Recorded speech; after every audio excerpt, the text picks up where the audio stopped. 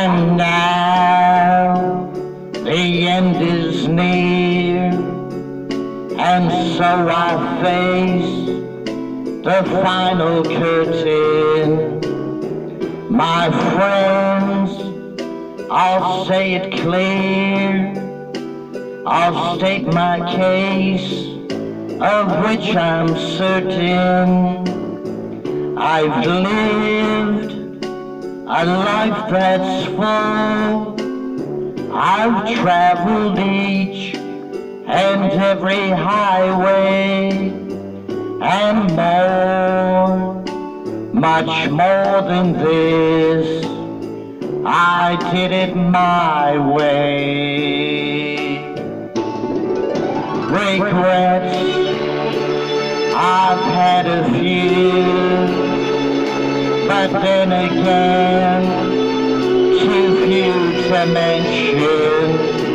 I did what I had to do and saw through without exemption. I planned each charted course, each careful steps along the byway, and more, much more than this, I did it my way.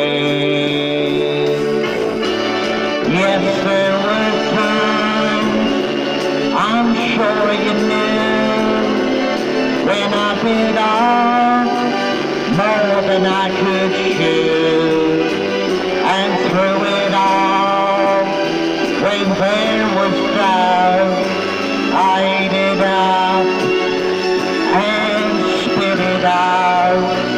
I faced it all, and I stood tall and did it my way.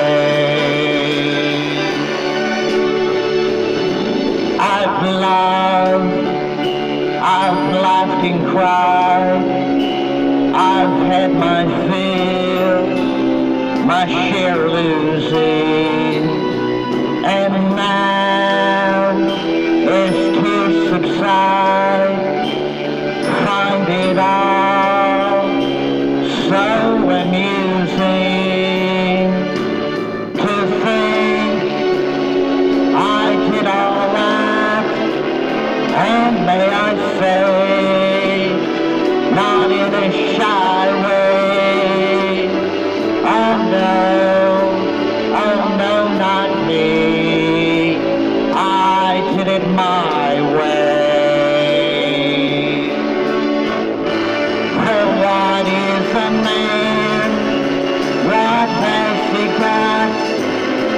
If not himself, then he has not to say the things he truly feels, and not the words of one who yields. The record shows I took the blows and did it my way.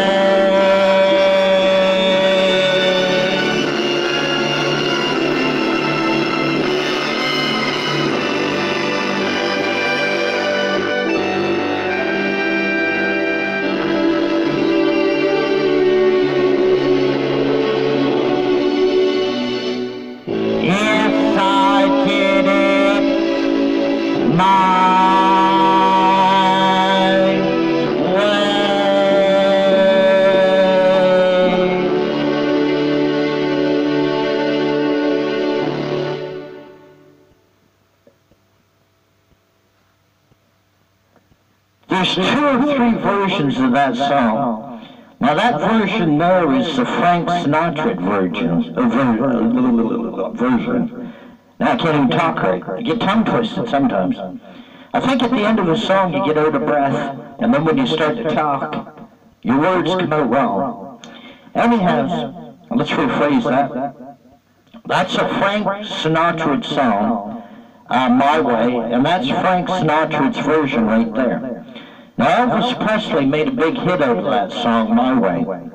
And hats off to Elvis Presley. He was a great talent, beyond a shadow of a doubt. He could take a country and western song, or a rock and roll song, or a gospel song, or a blues song, and make a hit out of it. That's what Elvis Presley could do.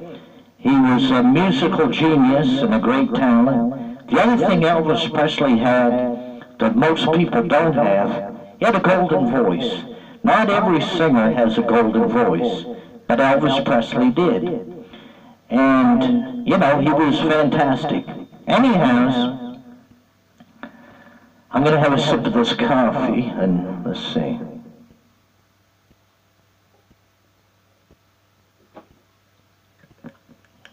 When I was a little kid, I used to stutter. I couldn't even talk when I was a young kid. The teachers said that I was a slow learner, and when I was a kid growing up, most people called me retarded or slow learner, but when I was a kid, I had epileptics. I used to take seizures, and I was a sick kid. I was sick for about, I think about 5 years. And to tell you the truth, those seizures were scary. I had epileptics and I had seizures, and I'll tell you, those seizures feel like you're dying. I'm not going to lie to you. Anybody that has epileptics, it's a very bad thing. It really is. I was sick when I was a kid for 5 years, and I used to have seizures, and Dr. Webster, Ray Webster, he used to give me needle injections. I used to get them about once a week. Now, I can't answer what the kind of medicine was in those needles, I don't know. But it was supposed to prevent me from taking these seizures, whatever it was. And Ray Webster, back in the 1970s, right, the doctors used to come to the house. So Dr. Ray Webster would come to the house weekly to give me these needle injections. Now, I don't know exactly what kind of medicine was in the needles, I really don't know. But it was to prevent me from taking these seizures. And anyhow, so I took a bunch of them when I was a kid. And these seizures were very bad, very bad. Feels like you're dying, let's put it that way. The best way to describe it, I guess. I feel bad for anybody that has epileptics or whatever. It's a terrible sickness, it's terrible. But I had it for roughly 5 years, and I grew out of it. I was one of the lucky ones. I grew out of it, and, you know, that was a great thing. The best way to describe these seizures and epileptics, spells or attacks, it felt like you were dying, and it felt like a nightmare, and I mean the worst nightmare you could ever have. A lot of people don't realize how bad a seizure can be. Seizures kill people. People die from these seizures, you know. Dr. Ray Webster, I had a good doctor, used to give me needles every week, and there was some kind of medicine in that. But to this day, I still don't know exactly what was in those needles. But I get them every week. And there's 3 or 4 real bad seizures I had where I almost died. And it was very scary. And what can I say? It was bad. Anyhow, I was one of the lucky ones. I grew out of it. I had the sickness for 5 years, these epileptic attacks or seizures, or whatever you want to call it. And I pity anybody that has that sickness. I really do. I pity anybody that has that. So when I was going to school as a kid, they thought I was slow learner or retarded, but they think that the sickness I had, it stemmed to give me brain damage, those epileptic seizures and attacks. Anyhow, come by my paintings in 2018. I live at 27 Canaan, C-A-N-A-A-N Avenue, Apartment B, Kempville, Yellow House, White Trim. Call me at 902-365 5044. And I'll sell you some folk art paintings or abstract art paintings. They're only $100 to $200 each. And subscribe to all my videos on the YouTube channel, and I appreciate that. Anyhow, that's kind of a nice song, and it was a good song. My Way, yeah. I've done everything my way in my life, and I have no regrets. I don't regret, you know, I listen to people every day, oh, I regret this, oh, Jesus, it's a shitty life, oh, got a shitty deal here, blah, blah, blah, blah, blah. I don't regret anything, I really don't. I did the best I could with the things I had to work with, so I don't regret a damn thing, I really don't. A lot of people say, oh, I regret this, and I should have done this, why didn't I do this, and blah, blah, blah. Here's a quarter, call somebody that cares. You shouldn't regret anything. Look at me, for example. I was an orphan. I spent 6 years in institutions in the 70s. I spent 2 years out homeless, freezing to death, starving to death. If anybody should regret anything, it should be me. But I don't regret anything. Now all these killers get on TV, oh, I had a bad childhood, and this happened to me, and that happened to me. That's why I killed those 7 or 8 people. Bullshit. Dennis Ramsey had a harder life than most of these damn serial killers, or killers in general. And you didn't see me go out and hack 20 people to death. So these serial killers and killers in general that get on TV, oh, I had a bad childhood, and that's to blame for why I killed these 3 people or 5 people or 20 people. That's bullshit. I had a very bad childhood, very bad. I had one of the worst childhoods you could ever have.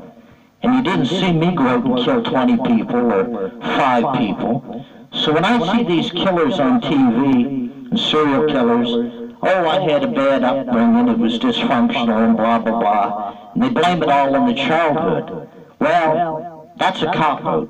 I had one of the worst childhoods any man could ever have. You didn't see me go out and hack 20 people to death. So for all you killers out there and serial killers, that's just an excuse. You know, you're trying to put the blame on something else. I had one of the worst childhoods you could ever have. Sometime I'm going to write a book about it and explain my childhood and the years, all the bad years and stuff like that. But anyhow, it makes me sick when I watch the internet and TV and all these killers and serial killers. Oh, I had a bad childhood, my father used to beat me, blah, blah, blah. Well, I was beaten hundreds and hundreds of times by my father, and I got leather straps across the head to toes. You hear what I'm saying? I got hit from head to toe. And I was hit with sticks, and I was hit with fly swatters, pots. So for these killers to get on TV, oh, I had a bad childhood, everything's to blame for that, that's bullshit. That's bullshit. I had a very dysfunctional upbringing, and I turned out fine. So I disagree with those killers. The reason they're blaming it on their childhood or upbringing is they don't want to take responsibility for the crimes that they committed. And they're trying to get sympathy and pity so they don't go to the gas chamber, electric chair, or lethal injection, or whatever it is. But come by my paintings in 2018. I live at 27 Canaan, C-A-N-A-A-N Avenue, Apartment B, Kempville, Yellow House, White Trim. Call me at 902-365-5044 and buy some folk art paintings or abstract art paintings. Have a nice day.